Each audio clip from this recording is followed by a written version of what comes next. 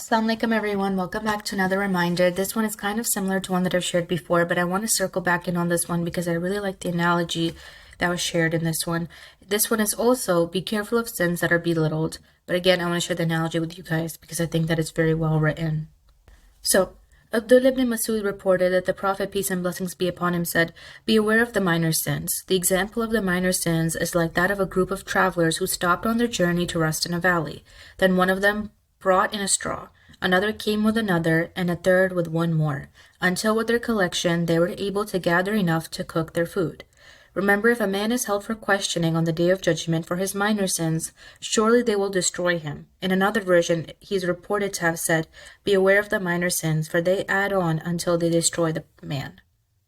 So I talked about minor sins and things like that before, and I want to circle back in on this one, especially with everything going on right now in this time of month, and just kind of, as we're kind of approaching all these changes in our life, like I mentioned before, whether you're entering in Ramadan and you're thinking of leaving minor sins, or, currently we're in, or we're done, whenever you listen to this episode, right? Like you could be listening to this in like 2 years from now, and it's not even Ramadan, right? Whenever you hear it, the way that I always like to think of things is a little bit more logically, but on the day of judgment, there's scales, right?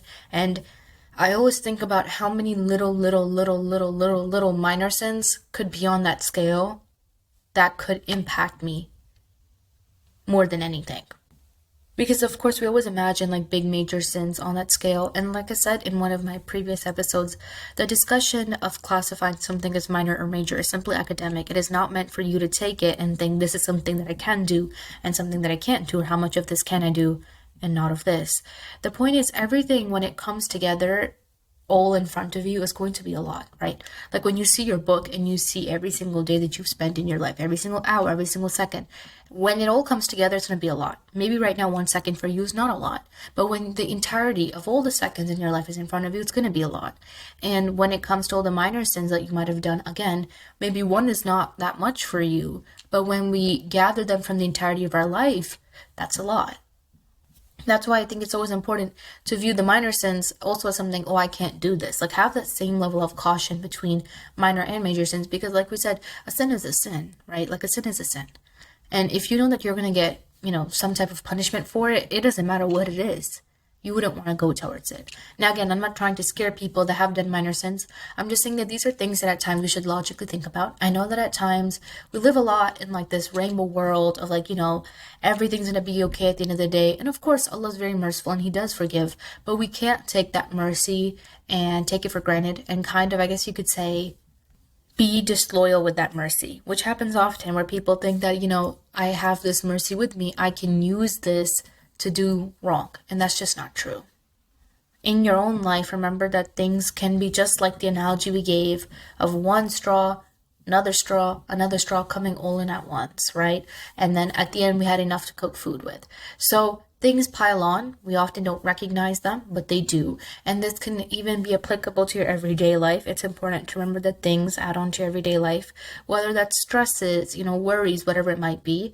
I always believe in this as well. Moving a little bit away from the discussion of sin on another note, for anyone who's stressed, for anyone who's worried, the more things that you're stressed and worried about that you neglect and don't take care of, the more those things pile on, and now you have a bunch of things that you're worried about. And that's why it's important to approach all things in your life, with caution, if it's a sin, with caution. And then if it's like your everyday worries and stresses, with grace and with patience and with a lot of patience with yourself. Because you're going to come across some things that you'll ask yourself, why is this stressing me out? Why is this worrying me out? It's not a big deal. But oftentimes when you do that, you kind of invalidate your own feelings by feeling like, what, I shouldn't be worried about this, or I shouldn't be stressed out about this. And now you're just piling on more, right? Like there's things in life that you're going to be stressed about that you might not understand or know why, but you're going to have to go through the sequences of talking out within your own feelings of why, right? Like the why doesn't make sense to everybody else, but it can make sense to you. So the conclusion, little things can equate to big things, okay? Your sins, when they all add up in one, minor sins that you might have neglected, that can be a big thing. In your day-to-day life, outside of sin, the things that worry you, that stress you, that you're not taking care of, they can all add on and cause a bigger toll to your body. So always keep a sense of healthy proportion in all things you do.